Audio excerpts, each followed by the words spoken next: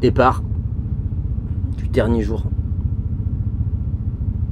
On l'avait espéré depuis longtemps que ce soit le dernier jour pour pouvoir finir cette longue course, longue et périlleuse, où on a eu encore plein de péripéties hier, comme vous avez pu le voir dans l'épisode d'hier. Bon, je suis 30e, j'ai 17 minutes d'avance sur le 31e. On a 175 km, dont 71% de sable. C'est une surface dans laquelle où je vais vite, où ça se passe bien, où normalement j'assure. Donc il va falloir assurer une dernière fois, et puis après ça va être fini. On passe sur le podium, on récupère la médaille, puis on rentre à la maison.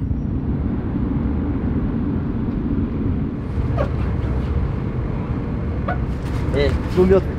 Ouais, faut qu'il continue. Je vais te faire péter l'airbag, mon pauvre, t'es pas prêt. Hein. Tu peux pas faire péter l'airbag parce qu'il faut rouler minimum à 25 km/h. Ouais, mais tête de mort. Le coup de pied que tu vas prendre, ça va partir à plus de 25. Bah, tape pas comme une femme, je te dis tout de suite, moi. Rigolo, va. Arrêtez de vous chamoyer dès le matin. Oui, papa. Bon. Mais t'as vu ce qu'il fait? C'est lui qui a commencé.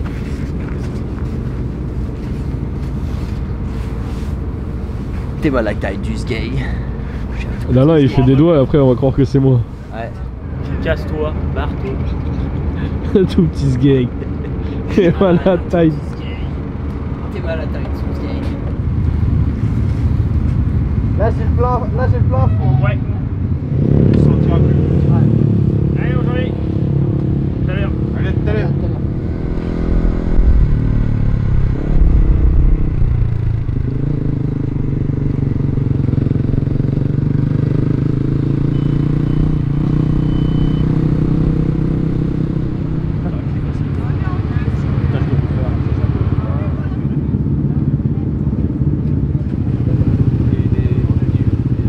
Je vais trouver une banquette, un truc. Tu vas trouver une petite banquette, mais on mange dehors, nous, ça nous va. Une peau de bête. On mange debout, tu nous mets un manche debout, on mange debout. Là, vous allez vous faire chier. Moi, à 9h30, je fais tout le monde dehors. Le soir. On revient dans le midi. À midi, c'est plus cool. On revient dans le midi. On va faire ça. Ça va être bien. Ça va être très bien. Ça va être très bien. C'est bien, ça l'arrête. 50, c'était vraiment la fin, ça, c'est sûr.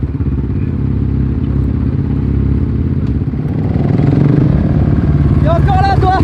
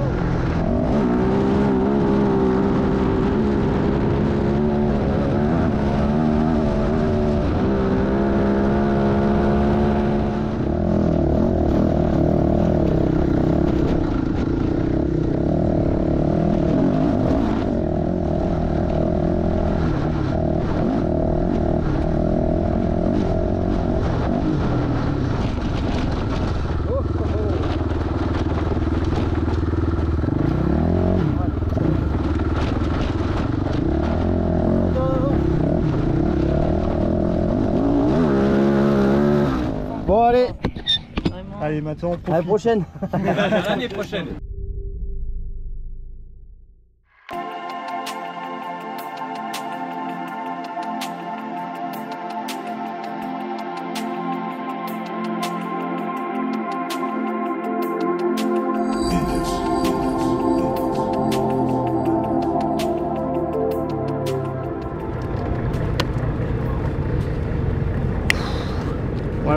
ce Dakar, content d'être arrivé jusqu'au bout? Ouais. Enfin, c'est enfin terminé. Ouais. Il était long, il était dur. Mais bon, on a su déjouer les pièges pour arriver une 5e fois au bout de ces Dakar. Et je suis content d'être arrivé parce que physiquement c'était dur. C'était dur. Encore hier j'ai pris une grosse chute. Et j'ai eu peur que tout s'arrête, que tout s'arrête une journée avant la fin, mais le sort en a décidé autrement et on est là et je viens de décrocher une 5e médaille et je suis super content. On rentre faire la fête. Tu vois ce que je veux dire? Tu vois? T'as capté le truc? On rentre, on fait la fiesta au full bordel. Mais un vrai bordel, pas le petit bordel, le vrai bordel, toi. Et on va rentrer, on va foutre le bordel. Et puis on reviendra l'année prochaine. Peut-être. Charlie, un petit mot, on s'est vu pendant ce Dakar, racontez-nous comment c'était ce Dakar, c'était votre 6e cette fois-ci. Ouais, c'était mon 6e Dakar et c'est la 5e médaille que je cherchais avec une 30e place au général. Je suis hyper content, c'était un objectif que j'avais depuis le début de ma carrière en rallye et je viens enfin de l'atteindre de justesse, mais c'est l'objectif atteint. C'était un Dakar qui était long. C'est dur, mais on y revient tous les ans, pourquoi? Parce qu'on est fou. On sait pas pourquoi, mais non, je pense que c'est pour l'émotion, c'est pour l'histoire, pour aller chercher des histoires incroyables à raconter et vivre des moments formidables avec des super personnes. Donc on a envie et puis rouler dans des paysages incroyables. On est les seuls à pouvoir y passer. Rouler à bloc à 150 km/h au bord de la mer sur des pistes d'amé.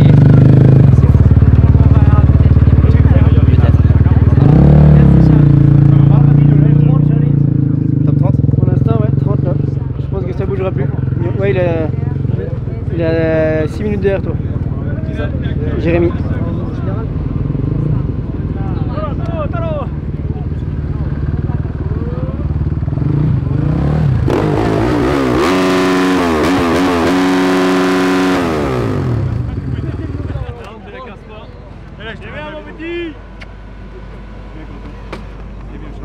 Elle est là, Charlie!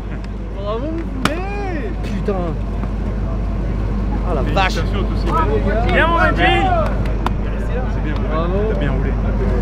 On en sort un petit caillou. Bon, c'est pas grave. Ouais, une petite légère. Ah ouais. Non mais un truc, Ouais, bien, t'en mets une petite dernière. un léger. Une petite faisceuse. Non mais rien dans le sable, y'a rien. Non, c'est que je suis tombé sur le coude. Ah, mais Je supporte pas là. On rentre à la maison fier.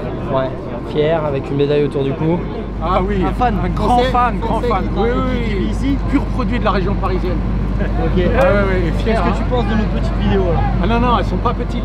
Il est là, elles sont fantastiques. Mais on les garde. Mais on va les garder longtemps. Nous aussi on va les regarder. Mais on va venir l'année prochaine plus fort. Parce que l'objectif l'année prochaine, c'est pas top 30, c'est top 30. Mais c'est 2 vidéos par jour. Ah ouais. oh là là. On va essayer. Non, bravo encore, vraiment super. On adore les petites chamailleries, on adore les... C'est sérieux, c'est pas sérieux, on rigole, on a mal aussi, Ouais. on souffre aussi, on compatit. Et on sait que c'est pas facile, on sait que c'est dur. Donc nous on se promène dans ces cailloux tous les week-ends, on se promène, on va pas vite. Mais non, c'est super. On adore. c'est cool. Non, vraiment, bravo encore. Merci. Et bravo à toi surtout. Merci, c'est cool. Rencontré. Ouais, c'était belle émotion. Ah ouais. Félicitations. J'en avais les fourmis dans les Dans, dans les jambes à 20 km de l'arrivée. Je commençais à trembler.